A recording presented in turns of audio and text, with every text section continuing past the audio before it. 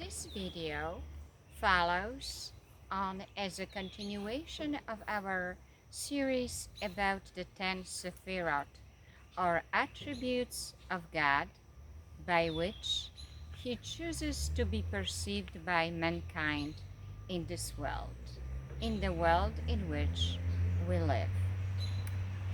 This video sequentially presents the fifth Sefirah of Gevurah, or justice. Gevurah is also understood as strength or even power. Gevurah has a moral equity. The moral equity of Gevurah is the awareness to help innocent unborn children who may not have any means of sustenance or survival of their own without any additional help. Gevurah, in most of the classic Kabbalistic traditions, is thought of as a Sefirah which balances the best the Sefirah of Chesed, or kindness. For example, in the graphic depiction of the Sefirot, which was publicized by Rabbi Isaac Luria, also nicknamed the Ari, or the lion,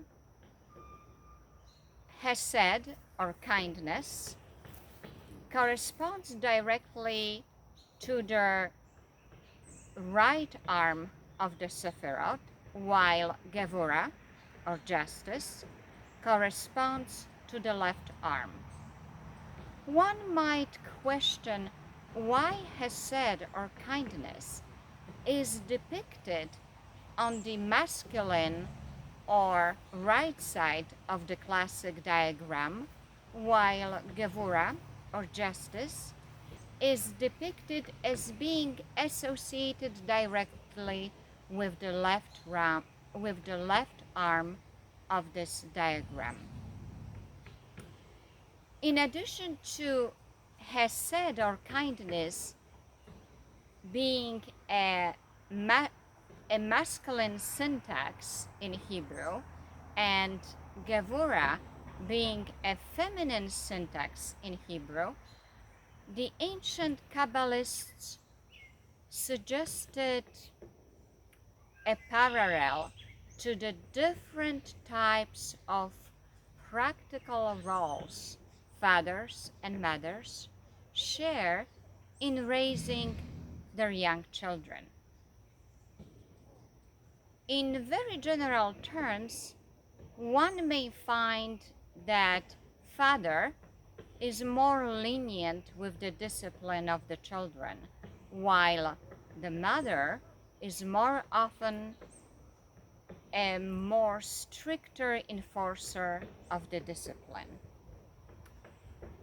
This gives us an ideal opportunity to begin expanding our insight how the Sefirot can interact with each other, how the Sefirot interacts with our world, and the topics of the correspondences of the Sefirot with other aspects of our world.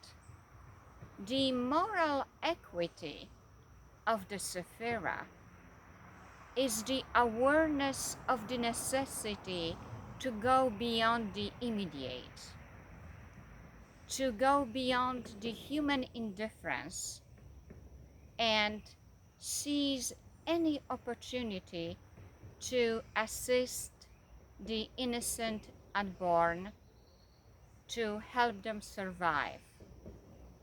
The innocent unborn who does not have any means of their own and doesn't have any sustenance without any additional help.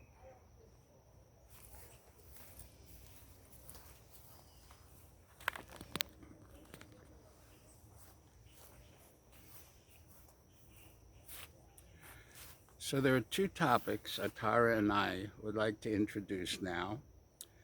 The first is how to prepare oneself for this kind of Kabbalistic knowledge. And it's a general topic. It involves saying a prayer or meditating before initiating any session of this kind of learning. We have not done this up to this point, but it's as good a time as any to introduce it. The typical traditional prayer is the prayer said over the Torah. Baruch atah Adonai Eloheinu melech Olam, asher bochar banu mikol ha'amim v'nasan lanu es Toraso, Baruch atah Adonai nosein haTorah. Blessed art thou, King of the universe, who has given all of us his Torah. Blessed art thou, giver of the Torah.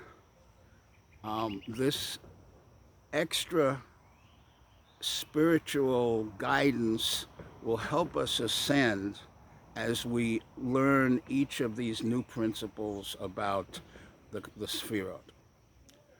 What's very important to remember, and what's often forgotten, is that when one concludes this learning, one has to, so to speak, come back down to earth. And there's a second blessing, which, if I don't forget, we will say at the very end. Now, the other topic that we want to talk about is correspondences. If we assume that God created the world through his attributes, what we call the Sefirot, then in theory, everything in the world should correspond to one or more Sefirot. And this is in fact what we find. So the first question would be, what name of God corresponds to the Sefirah of Gevurah? And how do we know this? Give you a second to think about it. It appears in the first sentence of Genesis, chapter 1, verse 1. Bereshis bara Elohim. In the beginning, God created. However, in the translation of God, what you lose is the actual word or name of God, because there are many names of God that translate Lord or God. Elohim is this first name that appears. The oral tradition explains that God created the world with his name Elohim to represent strict justice. The world was created with strict justice. What does that mean? What it corresponds to is what we might understand as the laws of nature. Gravity is not adjusted because of somebody's previous experience and how they grew up. It's strict justice. So God also saw that the world could not be sustained only with strict justice. The first mention of God's name in the second chapter of Genesis, verse 1, is what we call the Tetragrammaton, the Yud K Vav K. It's not pronounced by Jewish people, and there is a lot of pronunciations, none of which are correct. The true pronunciation has been lost with the destruction of the Second Temple. The only time that name was ever pronounced was by the high priest on Yom Kippur, in the Holy of Holies. And it was passed down from high priest to high priest. But what we're talking about is correspondences. The name Elohim, or Kim, we actually don't pronounce even Elohim, but this is a learning session. We actually say not to pronounce the name Elohim, corresponds to Gevurah. Everywhere in the Torah where you see the name Elohim, we're talking about an element or an association with strict justice. The name Yud-Kei Vav-Kei, the Tetragrammaton, is associated with Chesed. Everywhere in the Torah where you find that name, it's associated with kindness. Let's talk about some other correspondences in the Torah. Where else do we see Gevurah in the Torah? Now, we can't give all the examples. There are just a few. One example of Gevurah is the burning bush. Remember when Moses was walking in the desert, God wanted to get his attention, and he showed him a bush that was burning, but the bush wasn't consumed.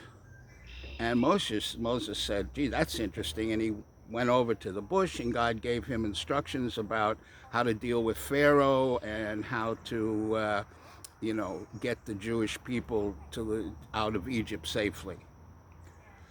But what does this have to do with Gevurah? Well, there are many associations of Gevurah. One of the associations of Gevurah is the color red. We'll come back to the burning bush, but for example, the sign that God gave Moses of the exact time, the night, that he was supposed to actually lead the children out, a star appeared in the sky, which he took as a sign. The oral tradition explains that this star was a red star. Red being associated with blood. The plagues were very costly in terms of Egyptian lives. The red star, the tradition says, was Mars. That was his sign. Mars in Hebrew is Madim. Now, what does this have to do with the burning bush? Well, the burning bush was the preliminary to this. The red fire and the bush being, totally not consumed but engulfed in this, was a sign to Moses that there's going to be a lot of suffering, both by the Jewish people and the Egyptians. But, and this is where we're talking about interactions between the Sefirot, the bush itself was not consumed by the fire. This was Chesed within Gevurah, that Moses understood that even though there was all this suffering, 210 years of suffering, many Egyptians dying, that good will come out of this. The Jewish people will be led to safety and won't be harmed. Another example of where Gevurah associates. Now with strict justice. Now let's expand on this topic just a little bit more, because we've mentioned something about Chesed within Gevurah. Now, intuitively, where else do we find this? Well, you can come up with your own examples, but a lot of times, strict justice is meted out in the world, but not to punish the person, but to help the person and actually to be merciful to the person for their own good. A simple example is a child runs into the street. It's dangerous. There are cars coming. The parent goes out and spanks the child, brings him back and spanks him. Strict justice. But he's not spanking him, or she is not spanking the child to punish them. They're spanking them with an element of chesed, with kindness. It's for their own good. The principle is that all the Sefirot have all the other Sefirot potentially as an element within their sphere of influence. When we say Gevurah influences, let's say, an individual, that they're exhibiting Gevurah, that's the dominant Sefirah, the dominant attribute. But God has all his attributes working at once. So the example, it's too complicated, the permutations of 10 Sefirot, to have them all working at once and coming up with an example is probably too difficult for us to comprehend, but it's not too difficult for God to comprehend. God is one, he acts as one. Sometimes his influence dominates through the Sefirah of Gevurah. Sometimes it dominates through the Sefirah of Chesed or the other ones, but they're all acting at the same time in some way. Now, the hymn that's used to bestow this great power, or to recognize this great power that God influence is in the world, or one example of a hymn, is Adon Olam, Master of the Universe, which is a very traditional prayer sung in every synagogue throughout the world. We will now try to do Adon Olam, and we'll just do the first 2 or 3 verses of it.